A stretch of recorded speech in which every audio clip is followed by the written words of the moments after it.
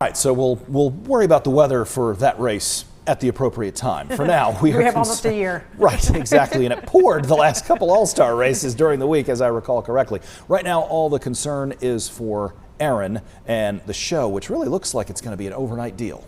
Lainey, is there anything about this storm that surprised you as you've been watching it? Well, I think it surprised all of us in the Weather Center that it would grow so large. We kept seeing in forecasts and expecting that it would grow and get larger, but to get 800 miles wide, that is impressive. I haven't seen that in my career. Now, shower and storm risks for us, not associated with Erin, but yeah, we've got that lasting into the weekend. So we'll show you that on a 7-day forecast. And of course, we're going to talk more about Erin, the wind and the waves at our coast. Thankfully, not the severe weather like flooding, rains, or tornadoes.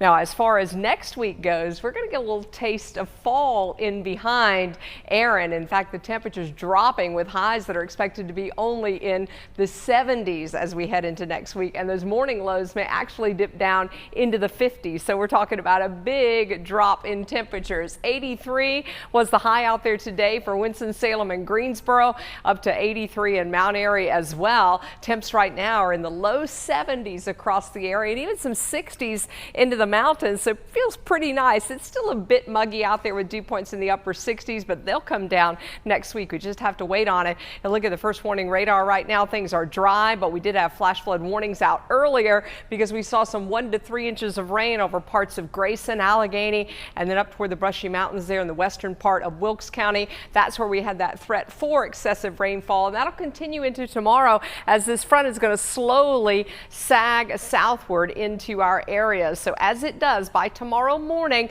perhaps a shower north and west, otherwise some fog and some clouds. Triad should stay dry overnight, but notice that by tomorrow afternoon and heading into the evening, we've got a few showers and thunderstorms to deal with. Most of the rain tomorrow we do think is going to be up against the mountains, but there will be a chance, at least in the Piedmont Triad, as well as that front pushes through. So high temperature 84 tomorrow in the Triad. We start off around 70 with those shower and storm chances in the afternoon. More widespread showers and storms expected in the foothills with a high of 83, starting off with the fog. In the mountains, we're also going to have fog in the morning. We'll get up to about 77 tomorrow afternoon. We have that north breeze. And meanwhile, you can see what's happening down toward the coast. They already have some coastal flood warnings that are out, and we do have the storm just offshore. And I mean, really, as far as looking at the grand scheme of things, it's only about 215 miles, the eye, off our coast, and it is about 800 miles across. And that storm is picking up speed and will be making the turn. That's what we've been hoping for, moving first to the north and then to the northeast. So that is still on track by tomorrow morning, moving away from our coast, but pretty much right on the same latitude as Hatteras there by tomorrow morning, and then continuing to track off to the north and to the east. And as we zoom in, you can see some of the more recent wave heights that are in the double digits there along the Outer Banks, and it is the large waves and the dangerous rip currents that are posing such a threat in the water. Those waves are going to cause that overwash of Highway 12, flooding, beach erosion, and some minor property damage right along the coast or along the oceanside properties. We're also looking at waves out to sea at 15 to 20 feet, wind gusts that could get up to about 55 miles an hour. That's why we do have that tropical storm warning out.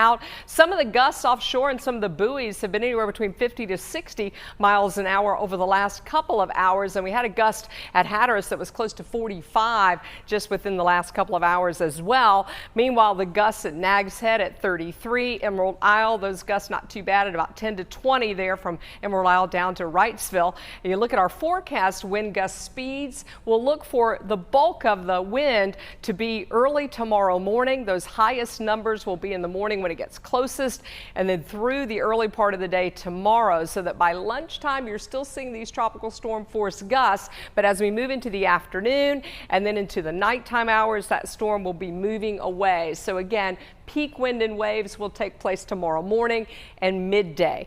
Notice the track, it really takes it well to the north and to the east and away from our area. So if you look at this forecast, you're going to see that eye, that is the position early tomorrow morning. And then you'll watch, remember, all of this heavy rain is staying offshore. So we're really fortunate as this one is going to be missing us for the most part, just lashing out enough to cause some trouble along the coast and yeah, make for that tropical storm warning day for tomorrow. But then we would see some improvements. Now we have impacts for Friday and Saturday because because the surf is still going to be rough. Rip currents are still going to be dangerous. So if you're headed down to any of these areas over the weekend, maybe you've got property, you want to check on that, just be mindful that we do not want to get in the water still until this storm is well away. Here's your 7-day forecast. Notice that we have some showers coming back with a second front on Sunday. That second front is our fall feel front, and we're going to see temperatures dropping down into the 70s into next week with some sunshine.